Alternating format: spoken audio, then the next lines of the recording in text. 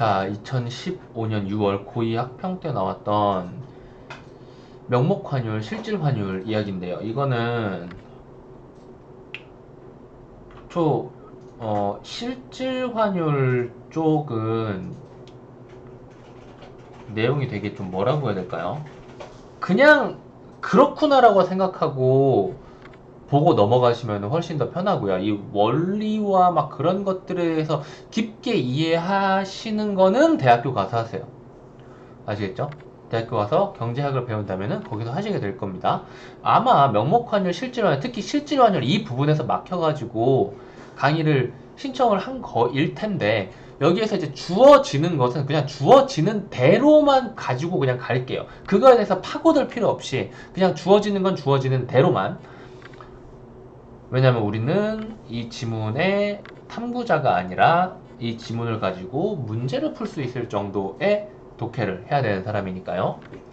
그래서 보자면 이제 명목 환율과 실질 환율 이거에 대해서 이제 궁금한 거일 텐데 명목은 항상 이거를 염두에 두세요. 명목 금리, 실질 금리 이런 것도 했었죠. 명목은 언제나 표기된 숫자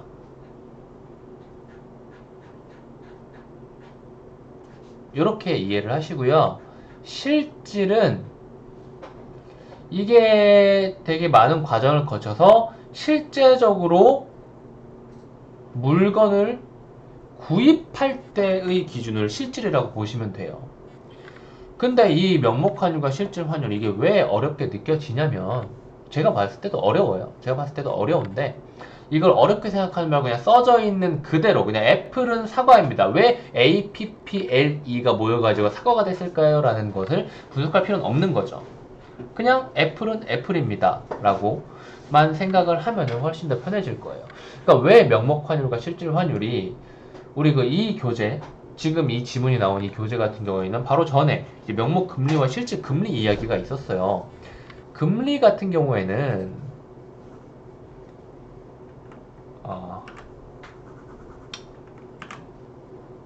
금리 같은 경우에는 A국이라는 곳에 안에서 일어나는 일이에요. 명목과 실질은.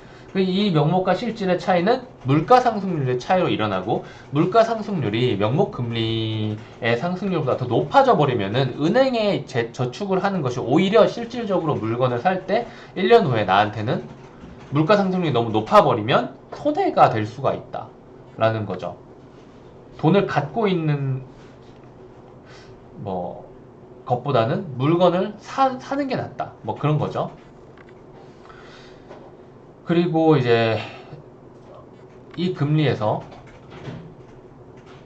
환율이라는 것으로 넘어가게 되면은 그 관계를 어떠한 것에 이제 물건을 사는 이 관계를 한 나라만이 아니라 두 나라 사이의 관계를 생각을 해줘야 돼요. 그래서 어렵게 느껴지는 거예요.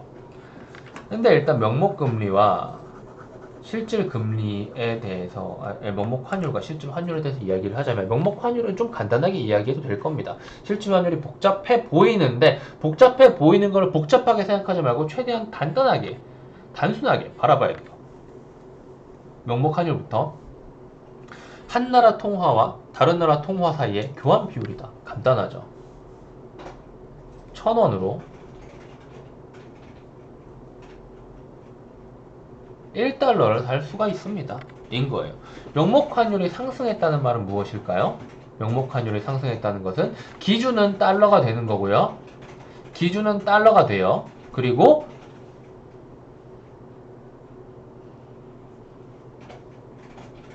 한 달러를 사기 위해서 1,100원을 써야 돼요. 그렇다는 말은 여기 숫자상으로 나타나 있는 1,000원이 1,100원으로 올라가서 미국 달러화에 대한 우리나라 돈, 그러니까 미국 달러화 1달러를 사기 위한 위에 필요한 우리나라 돈, 이것이 곧 환율이거든요. 이게 올라간 거죠. 환율이 올라가게 되면 같은 달러를 사기 위해서 필요한 원화가 늘어나게 됩니다.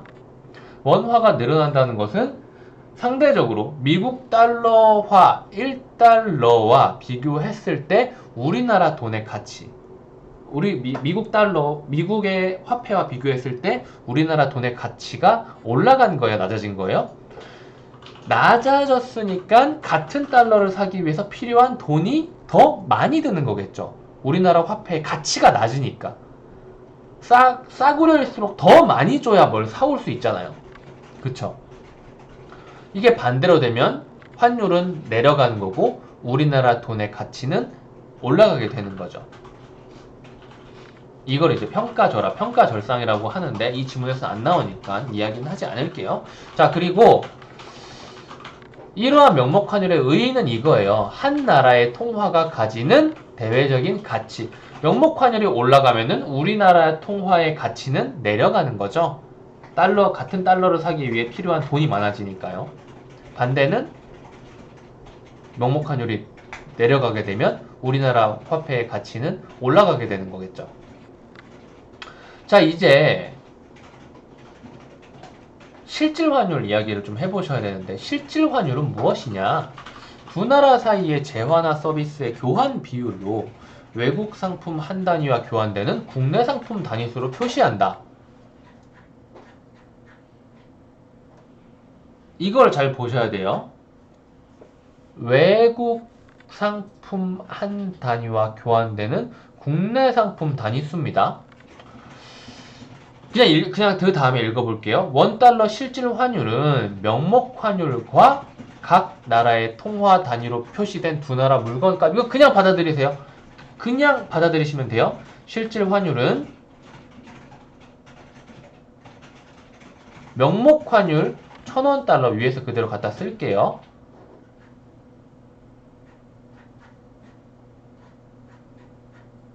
$1 이렇게 되고 우리나라 쌀 1kg 값이 2,000원. 여기 이렇게 곱한다 그랬죠? 우리나라 가격, 미국 가격.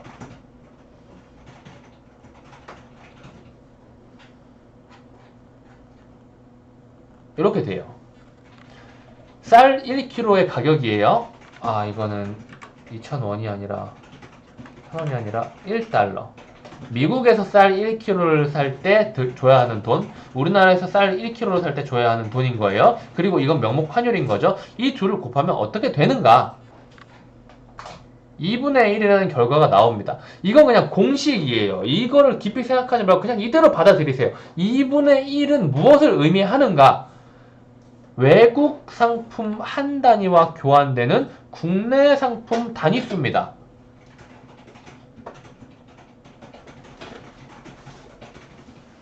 그러니까 무슨 말이냐면 여기선 지금 막 1kg라고 했는데 미국 쌀 1kg과 교환되는 국내 쌀은 이 1kg에 2분의 1을 곱해서 0.5kg이 되는 거예요. 왜냐? 현재 환율이 1달러에 1,000원인데 1달러 이꼬르 1,000원이 되는 거죠. 미국에서 쌀 1kg를 사려면은 1달러를 줘야 돼요. 근데 우리나라에서 쌀 1kg를 사려면은 2,000원을 줘야 돼요. 이걸 1달러만큼으로 바꾸면은 1,000원을 줘야 되는데 1,000원을 우리나라에서 주면은 쌀이 0.5kg밖에 안 나오게 되는 거죠. 그래서 이거는 두 나라의 환율과 두 나라의 물건, 결국은 이제 어떤 특정한 물건을 사기 위해서 두 나라의 환율을 고려해서 그 물건, 설명하기 어렵네요. 자, 외국 상품 한 단위와 교환되는 국내 상품 단위수가 실질 환율이다. 그냥 이렇게 생각하시고 가면 돼요. 이해를 도와주려고 점점 더 설명할수록 더 이야기하는 게 너무 많아지고, 이러면 이제 두 나라의 관계까지 설명을 다 해야 되잖아요. 그런 거 그냥 싹 생각하지 말고 더 깊은 거 생각하지 말고 이렇게 나왔다면 그냥 이대로만 생각을 하시고 문제에서 물어보면 그냥 이대로 적용을 하시면 돼요. 그러면 다 풀려요. 정답 다 나옵니다. 자, 그래서 우리나라 쌀값이 그러니까 실질 환율로 생각을 했을 때 우리나라 쌀값은 미국 쌀값의 2배인 거죠. 미국 쌀값이 우리나라 쌀값의 2분의 1이니까요. 만약 우리나라 쌀값이 미국 쌀값보다 상승폭이 크게 되면 어떻게 돼요? 우리나라 쌀값이 얘도 올라가긴 하지만은 우리나라 쌀값이 더 많이 올라가가지고 얘네 둘을 올라가는 거를 다 없애버리면 얘만 증가하는 걸로 바꿀 수 있잖아요. 수학에서는 얘가 뭐 곱하기 2배가 되고 그 다음에 얘가 곱하기 4배가 되면은 얘 이렇게 해가지고 얘만 2배 오른 걸로 생각을 해도 되잖아요. 그쵸? 그래서 결국은 우리나라 쌀의 가격이 더 올라간 것이라고 생각을 해 보시면은요. 우리나라 쌀값이 미국 쌀값보다 상승폭이 크면 이거는 그냥 우리나라 쌀값만 올라갔다라고 생각하시는 게 더 편할 거예요. 우리나라 쌀값만 올라가게 됐다는 것은 결과적으로는 이 교환 비율이 더 내려가게 되는 거죠. 2분의 1에서 3분의 1이 될 수도 있는 거고 4분의 1이 될 수도 있는 거고 이것이 바로 실질 환율이 하락했다라는 말입니다. 2분의 1보다 3분의 1이 더 작은 거니까요. 이것은 우리나라 쌀을 외국에 갖다가 팔 수 없다는 거죠. 경쟁력이 내려갔다는 거니까. 원래 생각을 해봐요. 미국에서 쌀 1kg를 사기 위해서 1달러를 줬단 말이야. 근데 1달러를 가지고 우리나라에서 쌀을 살려니까 0.5kg밖에 못 사요. 사기 싫잖아요. 그쵸? 그런데 우리나라 쌀이 뭐 품질이 좋대요. 그래서 사다 먹었어요. 그래도 고급 라이스 이러면서. 근데 만약에 여기에서 돈이 더 비싸져 버려가지고 1달러로 원래 0.5kg를 살 수 있었는데 0.25kg밖에 못 사게 된 거야. 이제 전에 샀던 0.5kg를 사려면은 1달러에서 2달러를 줘야 되게 된 거지. 사고 싶어요, 사기 싫어요? 비싸졌잖아요. 경쟁력이 줄어드는 거죠. 우리나라 물건을 밖으로 팔기 위한. 수출 경쟁력이 줄어든다라는 것은 이런 말인 거예요. 그래서 이제 반대로 미국 쌀값이 비싸지게 된다면 어떻게 될까요?